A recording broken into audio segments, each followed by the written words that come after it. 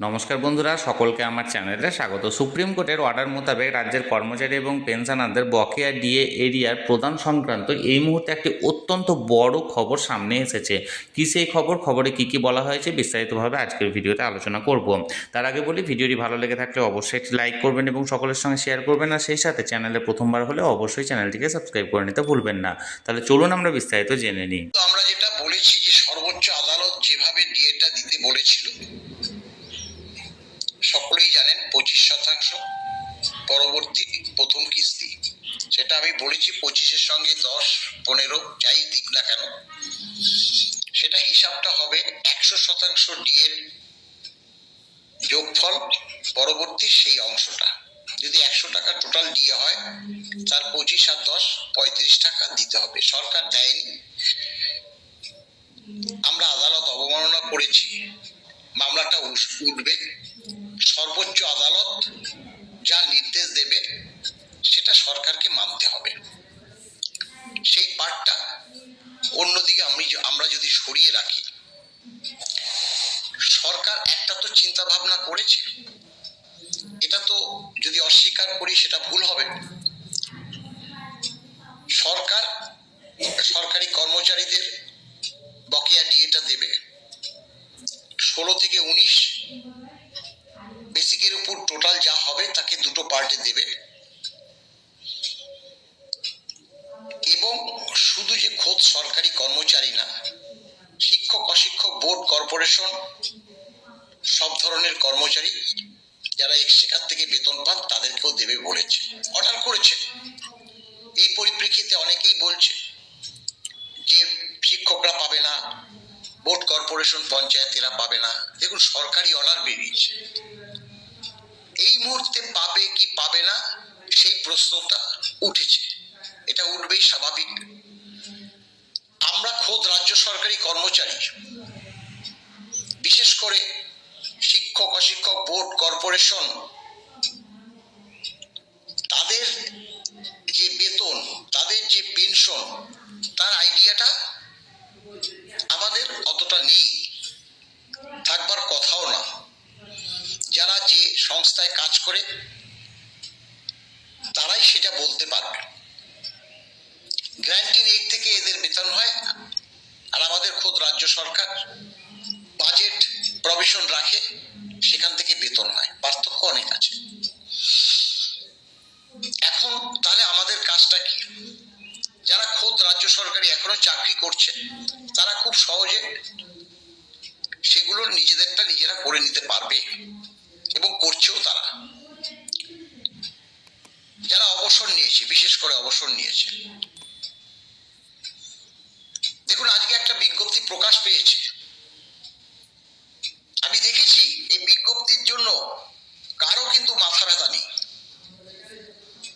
সরকার কিন্তু তার কথা মতো প্রতিটি সংবাদপত্রে বিজ্ঞপ্তিটা প্রকাশ করেছে। ই সার্ভিস বুক, সরকার কি বলেছিল যে না, 16 থেকে 19 পর্যন্ত HRMS করা আছে, সেখানে থেকে বেতন হতো। তারপরে যারা পেনশন পরবর্তীকালে রিটায়ার করে পেনশন চলে গেছে তাদেরও ই সার্ভিস বুকে HRMS এ ধরা আছে, কিন্তু 8 থেকে 15 সেটা নেই। সরকার তার দোহাই দিয়েছে, দোহাই দিয়ে বলেছে যে আমরা 16 সাল থেকে 19 সাল পর্যন্ত ক্যালকুলেশন করে দুটো পার্টে দেব। কারণ সরকার বলেছে যে 16 থেকে আমাদের HRMS এ সরকারি যে সকল তথ্য এখানে বলেছে, সার্ভিস বুক সরকারি কর্মচারীর চাকরি সংক্রান্ত অত্যন্ত গুরুত্বপূর্ণ নথি, কর্মচারীদের বেতন নির্ধারণ, পে ফিক্সেশন, পদোন্নতি, অবসরকালীন সুযোগ সুবিধা ইত্যাদি নির্ণয়ের ক্ষেত্রে ব্যবহৃত হয় এই যে ই সার্ভিস বুক। সেটা আপলোড করছে। আমরা জানি, আমরা খোদ রাজ্য সরকারি কর্মচারী, অনেক ডিপার্টমেন্টে আমরা খোঁজ দিয়েছি, অনেক ডিপার্টমেন্ট একটা কমিটি করে দিয়েছে, তারা সেগুলো আপলোড করছে।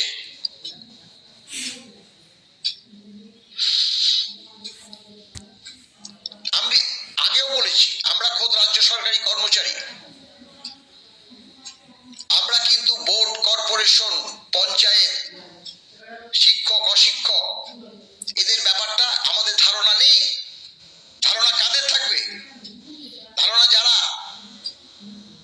ওই সকল কর্মচারীদের প্রতিনিধিত্ব করে।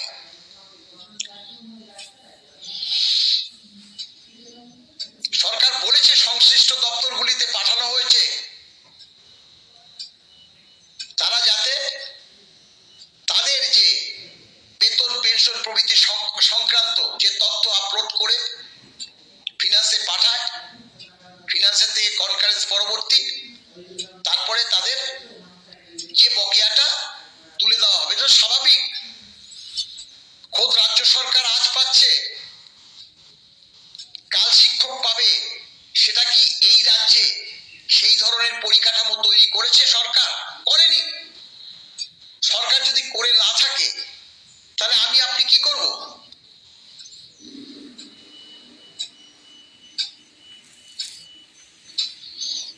আজকে দেখুন, যারা অবসর নেয়,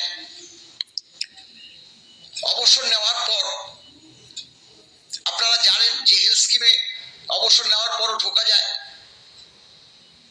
কারণ হেলথ স্কিমে আমরা সবসময় যারা অবসর নিয়ে নেয় আমাদের সংগঠন থেকে তাদের পরিষ্কার বলে দেওয়া হয় যে হেলথ স্কিমে কিন্তু আপনারা ঢুকবেন আপনাদের স্বার্থে। কারণ এখন যে চিকিৎসার ব্যয় আমাদের রাজ্য সরকারের ক্ষেত্রে এই যে হেলথ স্কিম 2008 একটা শক্তিশালী আমাদের কিন্তু বেঁচে থাকার উপায়। অস্বীকার করলে তো হবে না, সব জিনিস অস্বীকার করা যায় না। আমার সরকার আমার বিরোধী হলেও বাস্তবটাকে তুলে ধরতে হয়। তাহলে কি হয়? আপনারা দেখবেন, আপনারা চাকরি অবস্থায় যখন হেলথ স্কিমে থাকেন, আবার অবসর হয়ে গেলে পরে সেটা তো পরিবর্তন হয়, তখন আপনাদের ছুটে যেতে হয়, আপনাদের ওই কম্পিউটারাইজ করতে হয়, আপনাদের যেতে হয় অবসর নেওয়ার পর। কেউ সঙ্গে সঙ্গে এসে যায়, কেউ হয়তো 2 বছর পরে যায়, যখন প্রয়োজন মনে করে আবার তখন করতে হবে তখন যায়। কিন্তু যেতে তো তাকে হবে, যেতে তো তাকে হবে।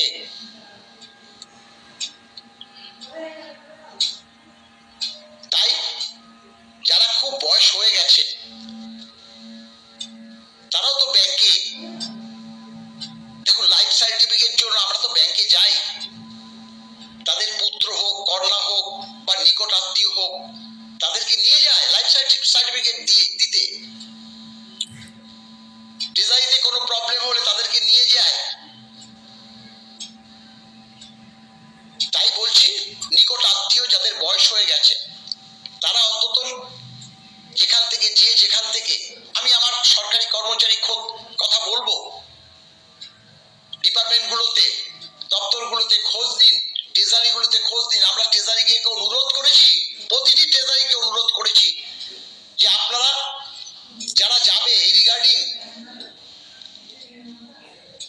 এই বকেয়ার জন্য তাদের সঙ্গে ভালো ব্যবহার করবেন, বুঝিয়ে দেবেন সরকার আপনাদের কি নির্দেশ দিয়েছে, তারা যাতে হ্যারাস না হয়। তাহলে বন্ধুরা, বকেয়া ডিএ এরিয়ার প্রধান নিয়ে মলয়বাবু কি বললেন তা আমি আজকের ভিডিওতে তুলে ধরলাম। এই নিয়ে যদি আপনাদের কোনো কিছু প্রশ্ন থাকে অবশ্যই কমেন্ট করবেন, আর ভিডিওটি ভালো লেগে থাকলে অবশ্যই একটি লাইক করবেন এবং সকলের সঙ্গে শেয়ার করবেন। আর সেই সাথে চ্যানেলে প্রথমবার হলে অবশ্যই চ্যানেলটিকে সাবস্ক্রাইব করে রাখবেন। ধন্যবাদ, দেখা হচ্ছে পরের ভিডিওতে।